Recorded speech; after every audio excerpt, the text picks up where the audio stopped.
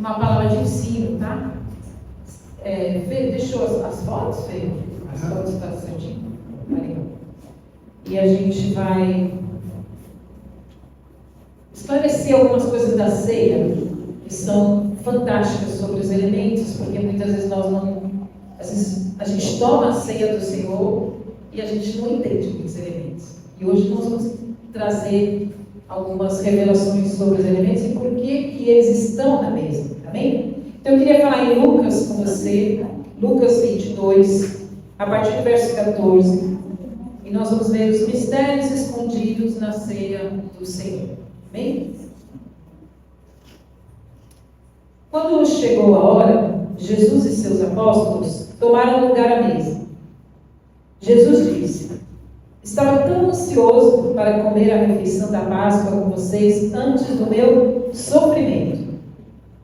Pois eu lhes digo agora que não voltarei a comê-la até que ela se cumpra no reino de Deus. Então tomou um cálice de vinho e agradeceu a Deus. Depois disse: tomem isto e partilhem entre vocês. Pois não beberei vinho outra vez até que venha o reino de Deus. Tomou o pão e agradeceu a Deus. Depois partiu e deu aos discípulos, dizendo: este é meu corpo, entregue por vocês. Façam isto em memória de mim. A ceia é um memorial. Bem? O verso 20, observe que ele diz assim, ó: depois da ceia, Jesus tomou o cálice de vinho. Quando que foi? Depois da ceia, Jesus tomou o cálice de vinho e disse: este é o cálice da nova aliança, confirmada com o meu sangue, que é derramado como sacrifício por vocês. Okay? E Jesus, ele cumpre essa palavra. Jesus, ele cumpre toda a palavra de Gênesis e Apocalipse. Nós vamos para Mateus 5,17, ele diz assim: não pensem que eu vim abolir a lei de Moisés, ou os escritos dos profetas. Eu vim cumpri-los. Então, o Senhor está cumprindo algo que foi estabelecido por Deus ao povo de Deus quando eles foram libertos do Egito. A primeira ceia que o Senhor instituiu entre o povo apontava para Jesus Cristo e ele cumpriu. Então Jesus está dizendo: olha, eu sou aquele que cumpriu tudo que foi escrito no passado a meu respeito. E então, desde que o Senhor instituiu a Páscoa, a Pessa, que é passagem, Pessa em hebraico é passagem do anjo. Então o Senhor instituiu na libertação do povo de Deus do Egito, de 400 anos de escravidão. E desde aquela época, então, todos os judeus celebravam a Páscoa anualmente. E eu acho incrível, porque eles celebraram a Páscoa todos os anos em memória do Senhor. Vocês têm noção de quantos anos é celebrado a Páscoa? Esse memorial, quase 5 mil anos. Coisa linda. Esse memorial do que o Senhor fez. E o Senhor, quando foi feito isso, ele disse: olha, vocês vão começar do zero. Eu vou dar um reset aqui no calendário. Vocês vão ter um recomeço. E cada vez que a gente toma a ceia aqui, e a gente renova a aliança mensalmente, nós precisamos entender a importância de que nós chegamos aqui e a gente se arrepende, a gente busca a santificação, E a gente tem a oportunidade de um novo começo. Glória a Deus. Como Deus é bom, de sempre nos dá a oportunidade de recomeçar. Nós vamos começar uma nova semana, amanhã um novo dia. Nós temos sempre oportunidades de recomeços diante da vontade do Senhor, nesse caminho, que é a verdade e que é a vida. Você pode recomeçar hoje algo que você tanto tempo vem procrastinando e deixando na vida com Deus. Você pode tomar uma decisão hoje de mudança, como ocorreu na vida da Tati. Glória a Deus. Então vejam, o Senhor cumpriu na cruz. O Senhor veio, encarnou como homem, esvaziou-se da sua glória, pregou a verdade, mostrou o caminho, deu a vida por todos na cruz, com seus braços estendidos, nu, sem culpa, recebeu o juízo, a ira de Deus que deveria ser para nós. Amém? Viemos dele e para ele retornaremos, e precisamos permanecer enxertados na videira, senão nós morreremos. Ele veio, revelou sua graça, seu amor e nos fez livres para vivermos. Glória a Deus. Somente o amor dele é perfeito para nos preencher o vazio da nossa alma, o vazio da alegria que ele tem. Ele tem alegria permanente, ele tem a verdadeira alegria que preenche a nossa alma. E principalmente a alegria que encontramos em tudo na vida, nas conquistas, nos relacionamentos, no casamento. A alegria é ele que dá. Primeiro vem dele, para que possamos então nos alegrar com tudo que ele nos dá. Ele é a água que sacia a sede. Quando nós olhamos para a mulher samaritana no poço buscando água, ele disse: olha, eu sou a água. Se você tomar dessa água, jamais terá sede. Glória a Deus. Ele é aquele que mata a sede dos vícios. Ele é aquele que mata a sede e a fome, e sacia tantos desejos que temos fora da vontade dele. Vícios, poder, sexo. E ele é a fonte da água eterna. Fonte de água eterna. Fonte eterna. Queridos, Jesus aqui em Lucas 22 estava indo para a cruz. Ele pede aos discípulos que vão preparar a Páscoa. Jesus era judeu e ele estava cumprindo. Dom Pedro e João, e de preparar a Páscoa com os pães ázimos, pães sem fermentos, porque todos os judeus comemoravam esta celebração desta forma, sem fermento os pães. Por que sem fermento? Porque o fermento remete a pecado. Então o Senhor foi muito claro desde aquela época do Egito: não coloquem fermento nos pães, porque ele sabia que o fermento crescia a massa, mas a massa não crescia em valor, só em aparência. Então, queridos, nós fazemos essa memória. E eu queria colocar uma foto aqui.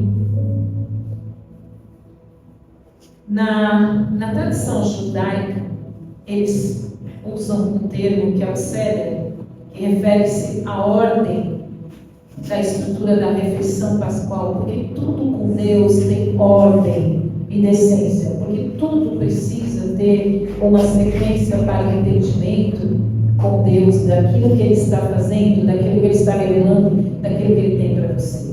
Os alimentos, as orações, os rituais seguem uma sequência específica para recontar a história do Êxodo. Por que Deus pediu para que eles celebrassem a Páscoa como memorial todos os anos? Para que o pai ou o anfitrião da casa contasse através dos elementos a passagem do que Deus fez para eles. Eles não tinham Bíblia, eles não tinham nada escrito. mas eles tinham exatamente a tradição oral daquilo. Depois foi escrito, né? Moisés escreveu depois Deuteronômio, as leis e tudo mais. Mas eles tinham essa tradição da oralidade, de contar o que Deus tinha feito, para que ficasse inculcado na vida das pessoas, em memória de que Deus os libertou, de que Deus os livrou do mal, libertou das cargas pesadas da escravidão e prometeu uma terra abundante, uma terra que mana leite e mel.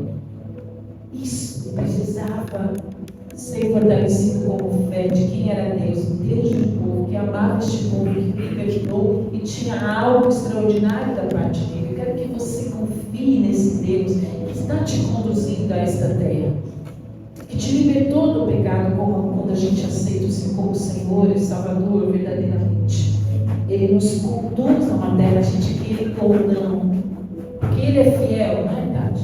Muitas vezes você não foi fiel, mas Ele foi fiel àquilo que você declarou. E Ele então fez com que todas as coisas cooperassem para o seu bem e te conduzissem a uma terra que manda leite e mel, que é esta terra, que você já vive, ainda não, mas você já vive as benesses do reino de Deus, assim como eu e você.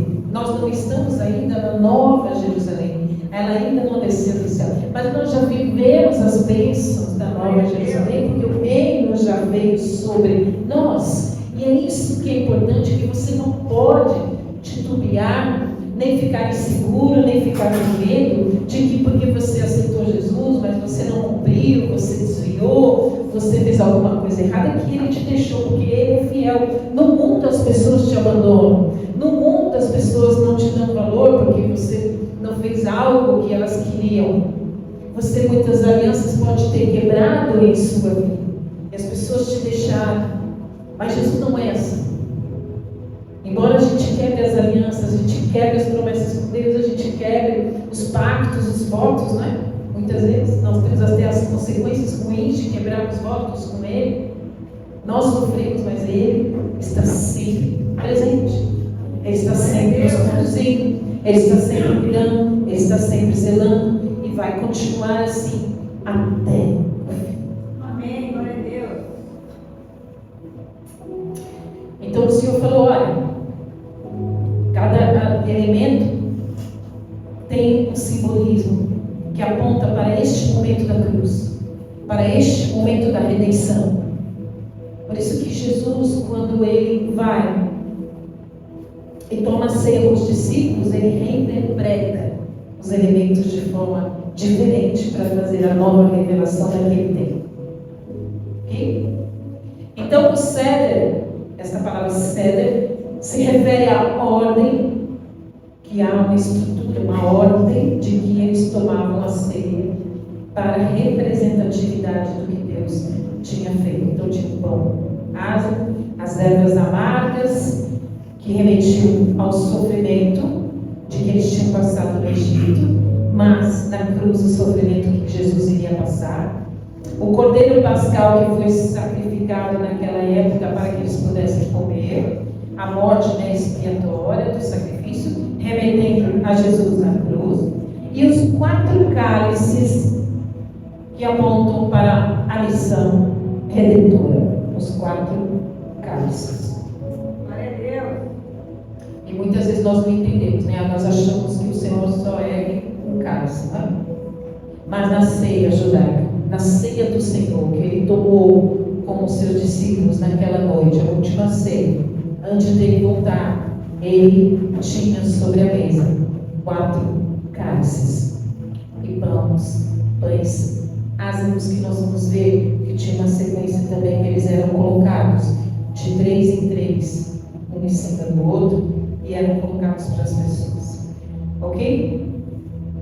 Portanto, a Páscoa não era só um jantar, mas uma celebração muito importante de todo o povo judeu. Uma das celebrações mais importantes entre todos os judeus até hoje.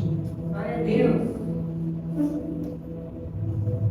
Então eles fazem, em primeiro lugar, uma oração de consagração da refeição antes do primeiro cálice de vinho é recitada pelo anfitrião, ok? O primeiro cálice de vinho. Então, antes de tudo, antes de começar a ceia, eles lavam as mãos. Isso também está em referência em João 13, 4, 5, que eles lavam as mãos, dizendo que eles se purificam para aquele momento. E depois é colocado o vinho no primeiro cálice. Depois, eles vão mergulhar uma erva amarga em água salgada ou vinagre. Depois, eu vou dar todo esse sentido, tá bom?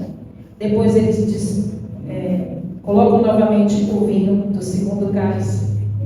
Depois, então, os filhos vão fazendo perguntas ao pai, o pai vai explicando como é que foi detalhadamente a ação, as pragas que Deus fez e como foi a ação de Deus para eles passarem o mar e chegarem ao deserto e à terra prometida.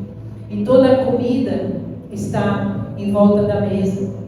Aí eles cantam os salmos, normalmente 113 e 114.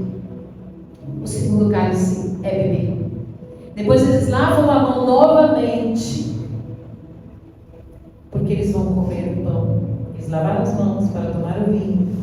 Agora eles lavam as mãos novamente para comer o pão. E o anfitrião parte um dos pães, em sinal de humildade. Olha só, em sinal de humildade. Ele parte os pães para comer, lembrando que os pobres e que aqueles irmãos daquela época só tinham pão para comer.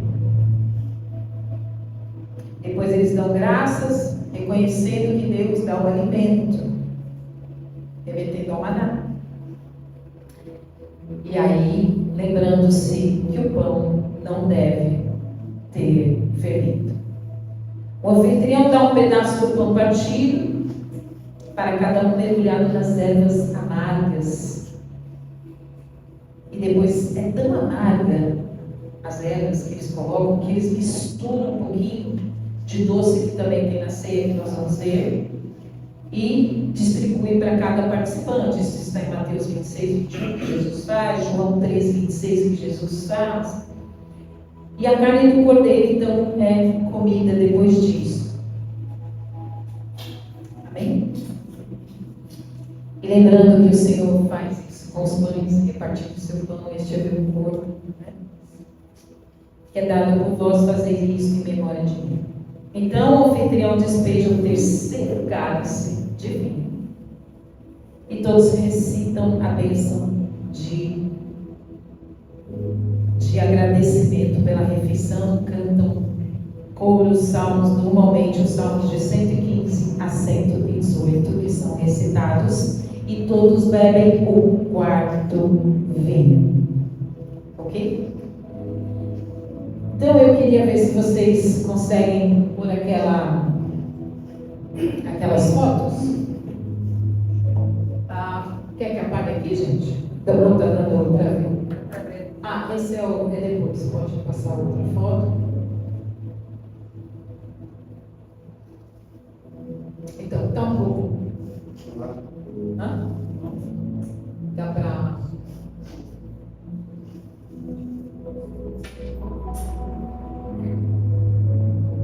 Escurecer um pouquinho? Não?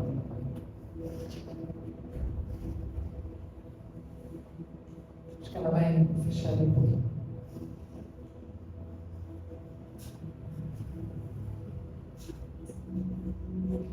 Essa bandeja aqui, gente, chama Queará. Ela é uma travessa que eles colocam os elementos, ok?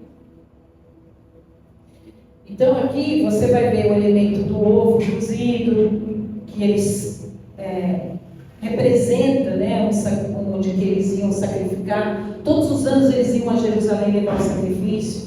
E esse ovo, então, representa pelo formato do ovo, por ser algo que está nascendo. O ovo, ele é arredondado, mostra o movimento cíclico de ser arredondado, mostra a importância da vida e está trazendo a lembrança de que eles todos os anos iam a Jerusalém sacrificar no templo, porque depois de um tempo eles não tinham mais tempo, eles continuam hoje tomando a ceia desta forma, mas lembrando que eles não têm mais tempo para sacrificar, então eles lembram dos sacrifícios que eles faziam no templo através deste símbolo do ovo, ok? Onde eles não podem mais adorar a Adonai. Então é uma forma deles celebrarem uma adoração de nascimento. Depois nós vamos ver aqui um osso queimado que representa o braço do cordeiro, e que também nós vamos lembrar que a palavra diz que o Senhor morreu na cruz com os braços estendidos, e a palavra diz por muitos juízos que ele morreu com o seu braço estendido, né? Ele foi morto na cruz, aonde ele então cedeu todo o peso do corpo dele, braço estendido, e ele então falece por conta do seu pulmão perder toda a capacidade de respiração quando ele é esmagado, né? Então chama-se Zeroa esse osso que lembra o cordeiro. Depois nós temos as ervas amargas, que normalmente eram folhas de endívias. Alguém já comeu folhas de endívias? Ou o talo do alface, que é tremendamente amargo, então eles colocavam assim. E usavam também raiz forte. Quem já comeu raiz forte? Que é muito forte, muito amargo, né? Lembrando justamente o sofrimento deles da escravidão, do sofrimento de 400 anos que eles sofreram tanto no Egito, das dores que eles passaram. E depois eles têm que é o charrot, que é uma mistura de maçãs, peras, nozes e vinho, que eles misturam, fazem uma pasta, lembrando a pasta da argamassa que eles construíam tijolos, porque no Egito eles eram escravos, construíam tijolos, grandes construções. Nós hoje, quando olhamos assim, para nós eu acho incrível como que eles construíram templos, monumentos tão grandes, apenas com a força dos homens. Quantos homens sofreram ali, quantos homens foram sacrificados nas suas vidas, construindo tijolos e carregando as pedras. Vocês têm noção do templo de Jerusalém também, como foi construído, dos templos do Egito, como foram construídos, quanto sacrifício dos homens, né? A gente fica na academia e fica fortinho assim. Mas naquela época eles sofriam para construir no sol grandes templos de vaidades. E aqui eles colocam justamente as maçãs, as peras, as nozes e o vinho, para lembrar da libertação. Embora eles sofreram, tem as ervas amargas que molham o pão, mas embora eles tenham sofrido, eles construíram e deixaram a marca deles. Eles foram fortes, eles foram valorosos. O faraó queria que eles não tivessem força para gerar filhos, mas quanto mais força, mais trabalho o faraó colocava para eles, mais filhos eles geravam. Quanto mais enfermeiras eles colocavam para matar os primogênitos, mais os primogênitos nasciam e sobreviviam. Glória a Deus. Quando o Senhor quer, não há quem possa impedir. Amém. Verdade.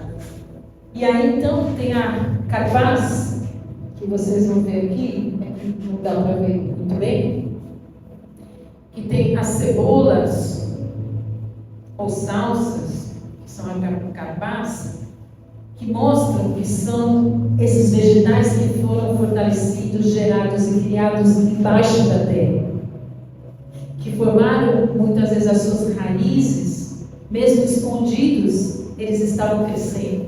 Mesmo escondidos, foi colocada uma semente ali, mesmo que ninguém visse, estava vendo o crescimento e eles estavam despontando para a vida. as cebolas, as salsas e assim outros vegetais como a batata. Eles colocam também como carpaz, aqui tem a batata.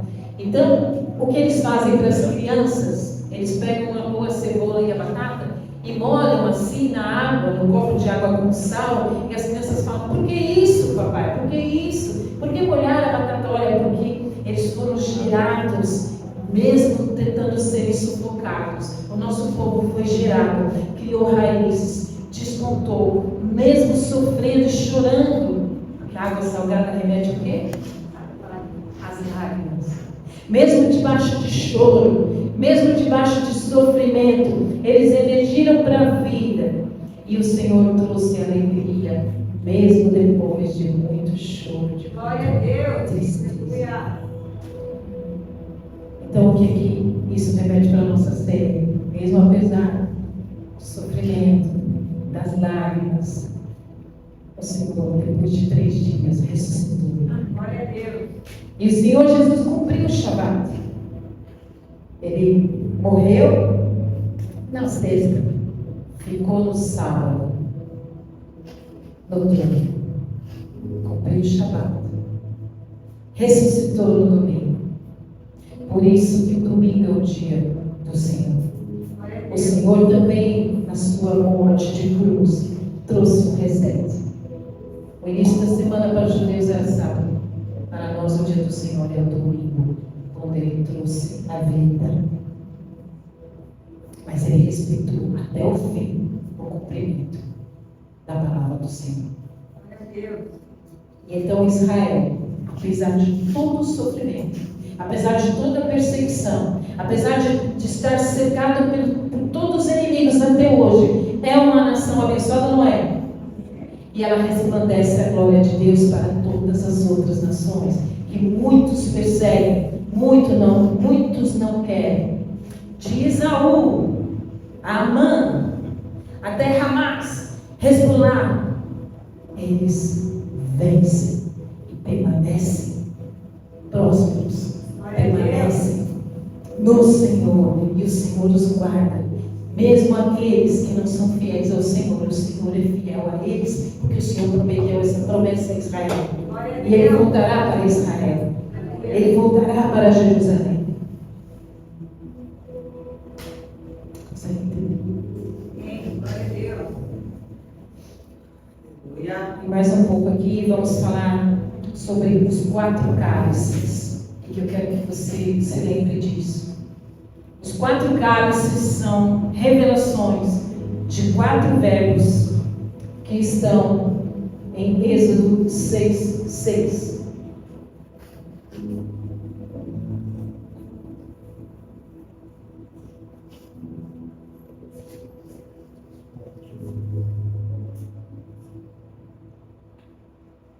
Portanto, diga ao povo de Deus: eu sou o Senhor.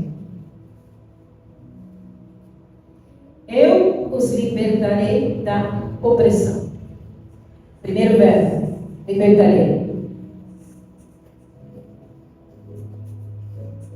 E vos tirarei debaixo das cargas do Egito.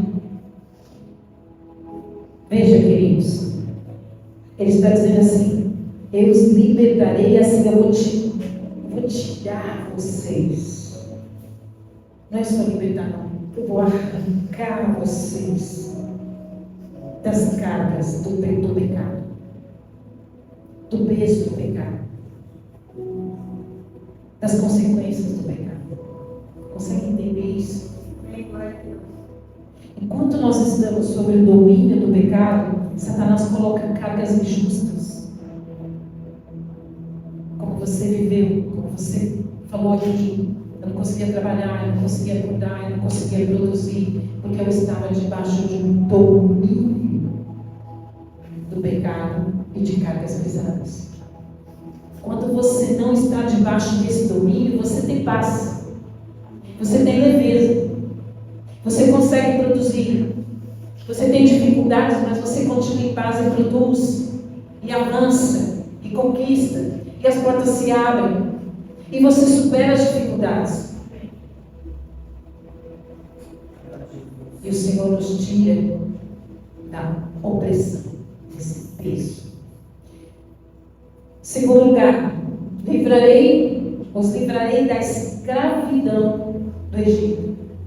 Ou seja, vou livrar vocês dessa posse que Satanás tem de vocês. Segundo caso, terceiro verbo. Eu os resgatarei com meu braço poderoso e vos resgatarei com o braço estendido com grandes atos de julgamento. Esse terceiro cálice é o que o Senhor disse: Pai, se puderes, passa de mim. Porque justamente ele iria morrer com os braços estendidos e com grandes atos de juízo. O juízo sobre nós estava sobre ele. Mas hoje não somos mais escravos. Hoje não devemos nada a ninguém. A dívida foi prescrita. A dívida foi paga pelo resgatador, que me resgatou e resgatou a você. Que é o cálice da nova aliança. É o terceiro cálice que Jesus toma. E depois se levanta e não toma o último cálice, que é este aqui. Verso 7. Eu os tomarei como meu povo e serei o seu Deus. É a promessa do retorno do Senhor, quando nós nos tornamos verdadeiramente nação santa, raça eleita, reino de Deus, embaixadores em Cristo, sacerdócio real, sacerdotes do Senhor. É isso que vamos chegar quando o Senhor retornar. Mas o quarto cálice ele não toma. Ele toma até o terceiro cálice. E aí, no verso 8 diz assim: eu os levarei à terra que jurei dar a Abraão, Isaque e Jacó. Eu darei a vocês como propriedade. Eu sou o Senhor. Eu sou o Senhor. Yahweh, que é aquela em hebraico, Yod, Vav, E, Vav, E. Yod, E, Vav, E. Ok? Que é Yahweh. É o som que ele fala para Moisés, né? Eu sou o que sou. Quando Moisés diz: olha, eu vou lá falar com eles lá no Egito, eu vou até o faraó, o que eu vou dizer? Quem que me mandou? Diga que Yahweh, eu sou. E hoje no hebraico nós entendemos: eu sou e eu serei o que serei. O que quer dizer isso, gente? Eu sou e eu serei o que eu serei. Isso quer dizer que todo esse movimento de libertação salvítica do Senhor, que nos salva todos os dias, que está salvando, é que Ele ainda está completando a obra de salvação da humanidade. O Senhor sempre foi, e sempre será. Então, é um Deus contínuo. É um Deus que salva continuamente, é um Deus que liberta continuamente, é um Deus que conduz eternamente para a terra prometida, todo o povo dele. O Senhor ainda está trabalhando nesse eu sou e eu serei o que eu serei. Muitas vezes o seu conhecimento e o meu conhecimento de Deus, nós enquadramos o Senhor daquilo que a gente entende que é Deus, daquilo que a gente aprendeu que é Deus. E meu querido, não faça isso, porque seria muito pequeno enquadrá-lo no conhecimento. Nós não conseguimos, por mais que a gente leia de Gênesis a Apocalipse, a gente não consegue explicar quem é Deus. A grandeza dele, a grandiosidade, a sabedoria. Muitos estão dizendo para mim assim: olha, pastor, o mundo está terrível, o mundo está piorando. Não, o mundo está melhorando. Não, pastor, está. Como eu falei aqui no domingo passado, como é que era a situação de toda a Europa quando Jesus veio? Bárbaros. Eles não tinham o conhecimento que nós temos. Eles não tinham a Bíblia escrita, muito menos digital. O mundo hoje tem acesso ao conhecimento. O mundo hoje tem acesso a Jesus Cristo. Em todos os lugares, em toda a mídia, em toda a internet se fala de Jesus Cristo. Glória a Deus.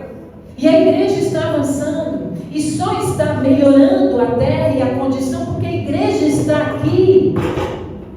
A igreja está na terra e ela está avançando. Nós não temos a menor noção do que está acontecendo na África, do que está acontecendo na China, do que está acontecendo na Coreia. Os nossos irmãos estão lá brigando. Glória a Deus. É como a cebola e a batata que está debaixo da terra e você não consegue entender, mas eles estão nascendo.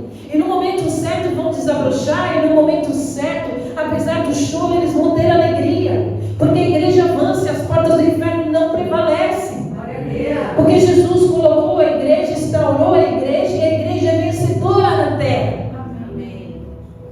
Então não se entristeça, não desanime com as circunstâncias que estamos passando no Brasil. Muitas injustiças. Temos um faraó por aí. Ei, mas faraó caiu. Todos os ditadores caíram. Tudo é transitório. Assim como sobe, cai. Porque o único superior, soberano é Jesus Cristo. E Ele está lá no trono. E lá permanece. E lá dirige. E lá comanda. Nós não temos o entendimento porque Ele vê todas as coisas. Ele vê muito além do que nós. Ele conhece o futuro. Porque nosso Deus é um Deus atemporal. Ele conhece o futuro da humanidade. Ele conhece quando vai voltar. Nem Jesus sabia naquela época. Consegue entender, queridos?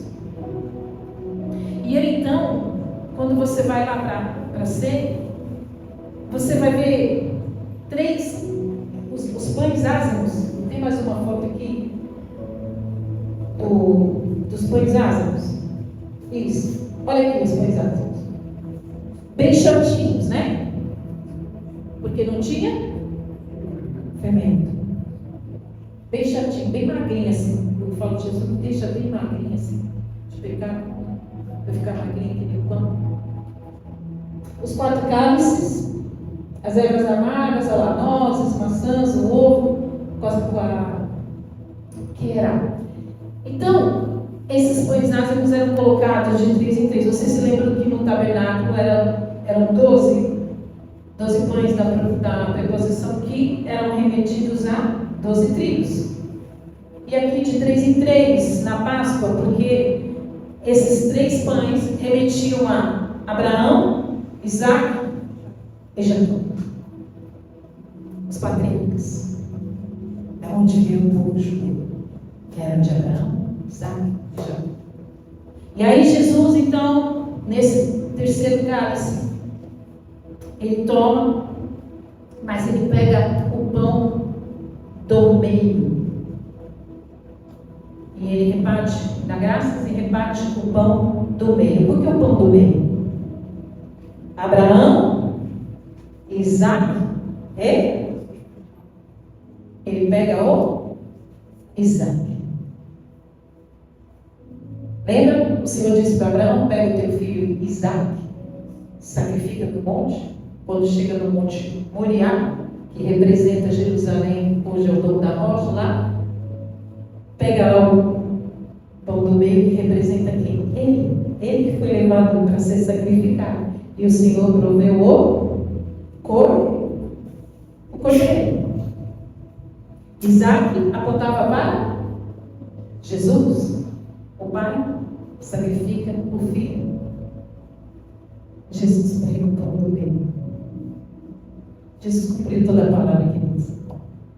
Sem pecado. O Cordeiro Santo, sem mácula. O pão sem pecado, ele reparte. E a parte maior, ele guarda. Pede para guardar, separa. Enrola no pano. E aí ele vai. Reparte os pãezinhos para todos os 12 ali. Molha nas ervas amargas. Fala para quem ia trair, você que vai me trair, vai logo, faz o que você tem que fazer, mas come aqui o pãozinho amargo. E Judas vai, e ele toma só o terceiro cálice. Esse que é o 4º cálice, que diz assim: eu vos tomarei para o meu povo, que diz em Êxodo 6,6, e Lucas 22,18 diz: não beberei do fruto da vide, até que outra vez eu venha, até que venha o reino de Deus. Ele não toma. Ele se levanta, canta o coro e vai embora com os discípulos. Os discípulos levam a outra metade do pão, depois desaparecem. Por que leva a outra metade do pãozinho? Porque tem a vida dele. Ninguém sabe a hora do dia.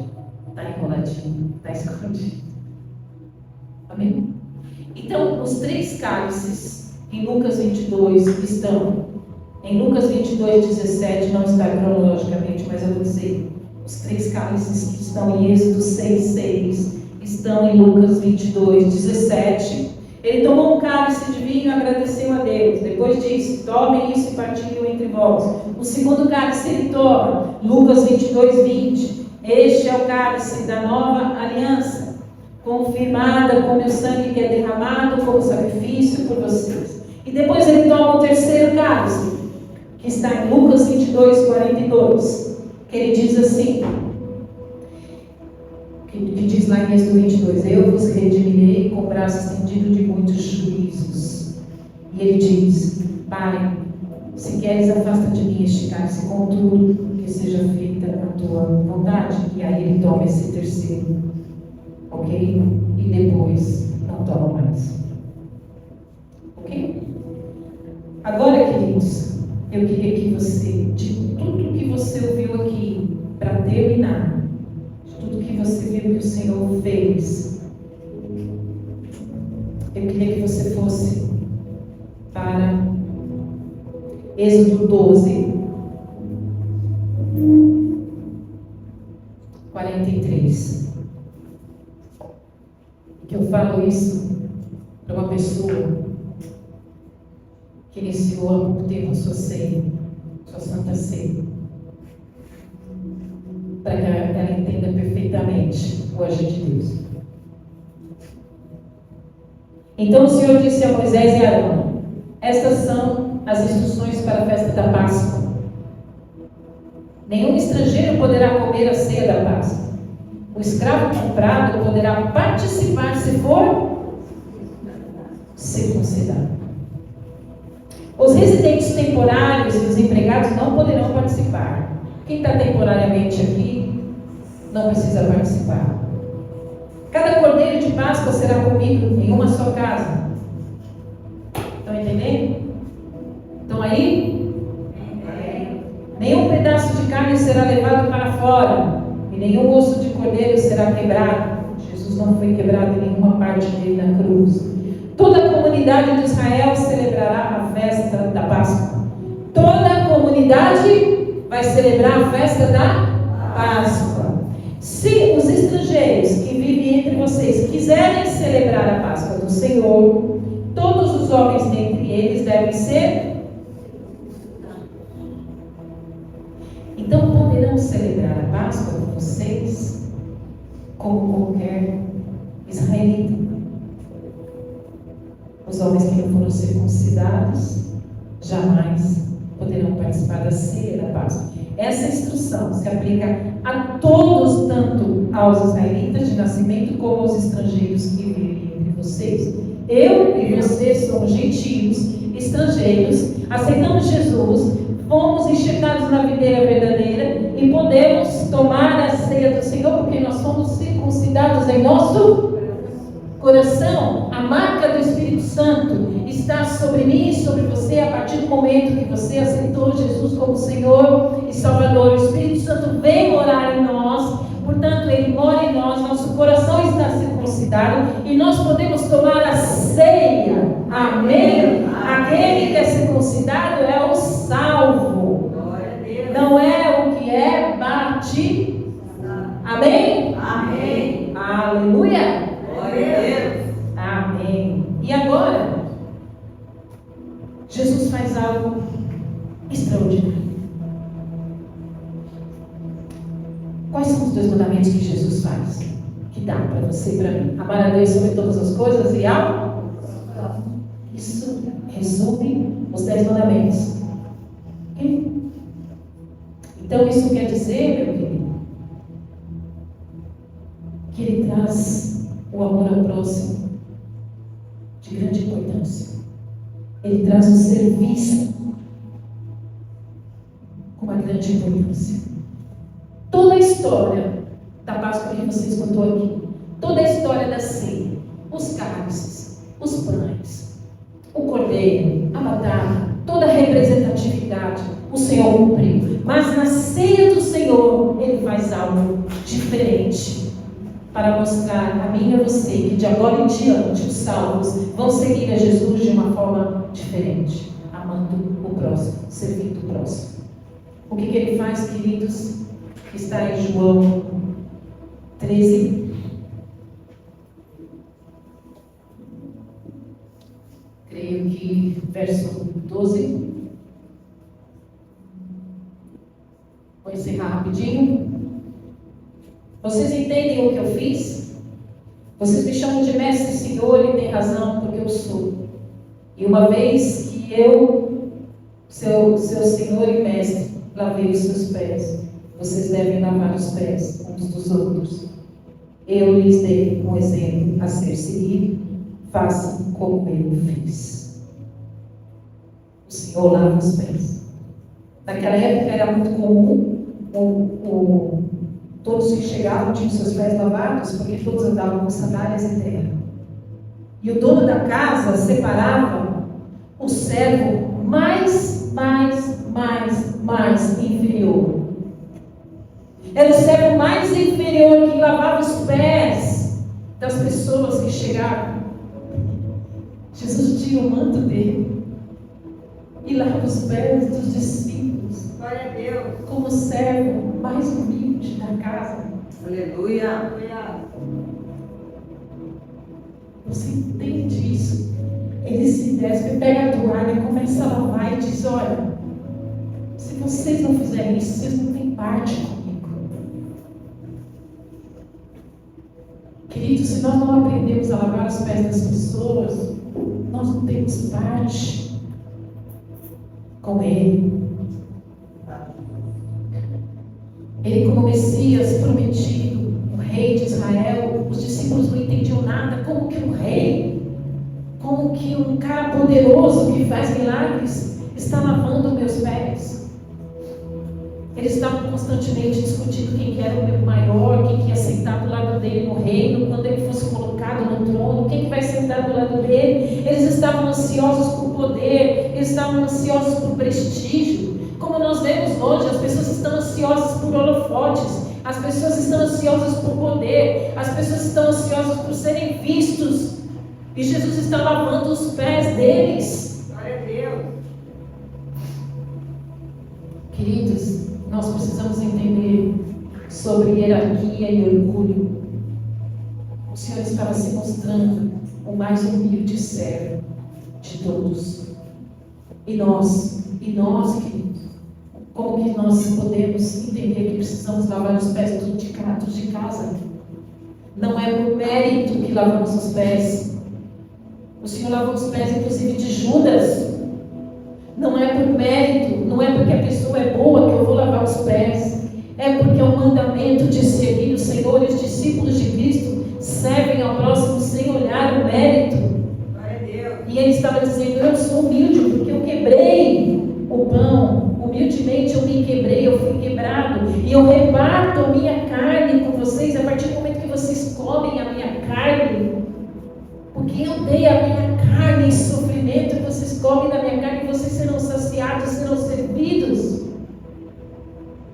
Sirvam também. Glória a Deus. E aí, queridos, Jesus não estava lavando a sujeira física, ele estava lavando as impurezas do orgulho deles, porque eles ficaram impactados com aquilo. Eles estavam impactados com o que o Senhor estava fazendo. Então, ele estava dizendo: eu não estou só lavando fisicamente, mas da tua impureza espiritual, do seu orgulho espiritual, de que você se acha, de que você acha que você é alguma coisa. Eu estou limpando você daquilo que você pensa que vai conquistar a posição por andar comigo. Não, você vai ter muitas dificuldades, você só tem muitas provas, mas tem de bom ânimo, porque eu venci o mundo. Glória a Deus. Então, ele está dizendo: não é uma purificação do pecado lavar os pés. Eu não estou limpando vocês do pecado, mas é que toda vez que você vem à ceia, você precisa se lembrar de que você precisa caminhar com seus pés limpos no caminho do Senhor, porque Ele limpou os seus pés quando você se converteu. Então, toda vez que você vem a ser, você vem e reflete os seus maus caminhos, e você tem uma oportunidade de recomeço, de reset na sua vida e começar a andar de novo nos caminhos com os pés limpos. Amém? Esse é o resumo. Amém. Glória a Deus. Para que você entenda que é uma oportunidade de você tomar novamente o caminho certo, com os seus pés limpos, humildemente, se despindo do orgulho, se despindo daquilo que você acha que você é, se despindo das impurezas dos seus pensamentos, da maldade, de você não perdoar os seus, de não lavar os pés daqueles da sua casa, de não lavar os pés daqueles que te fez mal. Esse é o processo que o Senhor Jesus nos ensina com a lavagem dos pés. Glória a Deus. Porque se você não deixar Ele lavar os seus pés, você não tem parte com Ele. No mundo, o líder é aquele que é servido. No reino de Deus, o líder é aquele que serve. Jesus, Rei dos Reis, Senhor dos Senhores, Ele se rebaixa ao nível de um escravo para mostrar que a verdadeira autoridade e grandeza vem da capacidade de se doar e servir aos outros. Ele não se gloria na sua posição, mas em sua capacidade de se esvaziar para o bem dos seus seguidores. Não é um amor teórico. Não seja um crente teórico, seja um crente prático.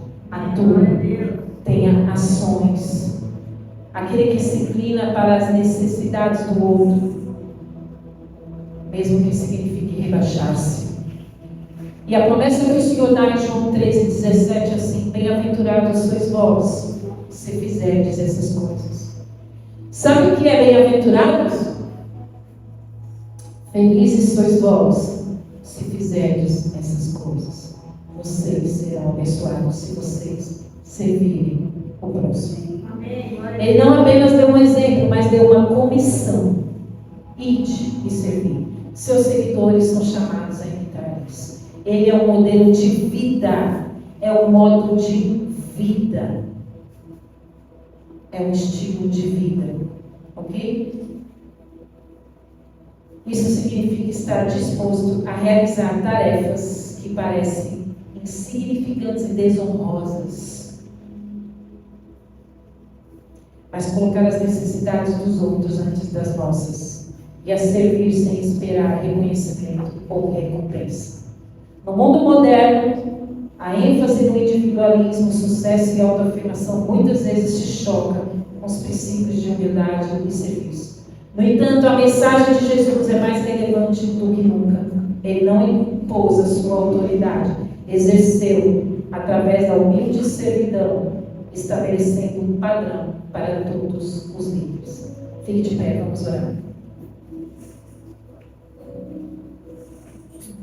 Senhor, o Senhor tem um chamado para nós a desconstruir o orgulho, a vaidade e a autossuficiência, que muitas vezes nos impedem de nos inclinar e servir. A tua palavra diz assim que quem se inclina para lavar os pés eleva-se diante de Deus, e é superada a relação de servo e Senhor pela relação de igualdade e aliança. Lavar os pés e despir-se,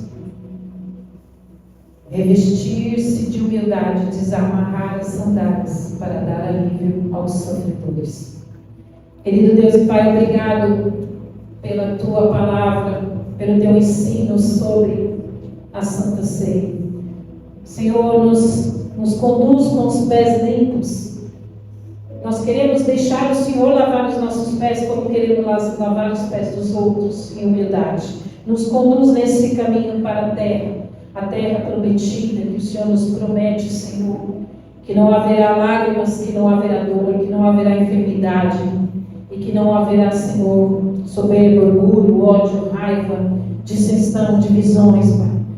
E que nós queremos, Senhor, viver verdadeiramente o Evangelho, de seguidores do Senhor, discípulos do Senhor. Obrigado pela Tua aliança, obrigado pelo Teu sacrifício.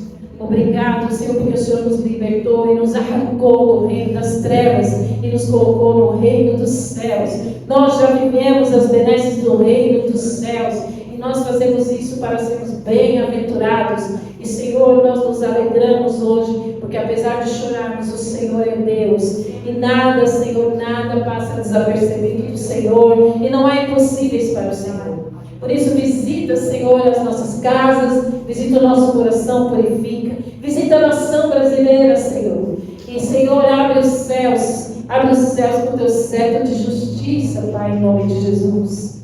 E, Senhor, que o teu povo, Senhor, se arrependa dos maus caminhos, te adore, busque santificação e continue trabalhando incessantemente, Senhor, e que a igreja avance. E onde a igreja avança, as trevas não têm poder, as trevas são dissipadas, e que possamos avançar na nação brasileira, que haja um grande mover, que haja um grande avivamento na nação brasileira, que haja um mover do teu amor, do teu poder e do teu cetro de justiça, em nome de Jesus. Amém.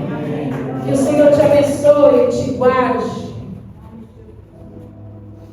Que o amor de Deus, a graça do nosso Senhor Jesus Cristo e as doces consolações do Espírito Santo de Deus estejam com todos e todos. Digam amém. Estarei aqui para orar por vocês. Deus abençoe. Boa semana.